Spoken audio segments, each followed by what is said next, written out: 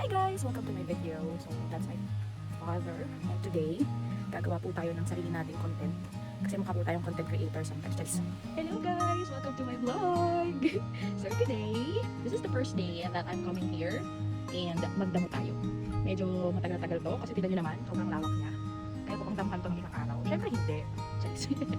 So let's try. Okay, this one is an example of what I'm gonna do about this. So let's see. Wow. Sana hindi ko siya matamaan guys. Ay, hindi pala kita. Sorry. So this time. And later on. Grabe, sobrang ganda ng panahon dito. So yan na nga. Eksena na naman po ang person. After a minute. Yan na siya. A minute, grabe naman. Sobrang bilis ko naman magdam. Pero guys, kasi nga, pag nagaganito ka, syempre hindi mo naman dapat anuhin lahat para hindi mo maano yung roots niya. And, you know what guys, sanay ako sa ganito. Kasi, I really love the vibe sa bundok. Magbubundok na nga lang ako, wag na ako sa countryside. Ay, sa city pa na, sorry. Countryside na nga ako. Pagod na agad ako isa pa lang. Tingnan nyo naman yung gaano kalawak yung gagawin ko. Hanggang doon yan guys sa dulo. Kaya may tapos natin. Yes! Ang layo. Pagod. The first one.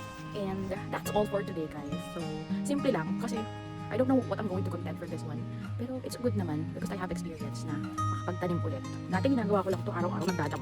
So natigil, syempre, adulting. Ngayon, let's start. Magko-content na lang ako, wag na magturo.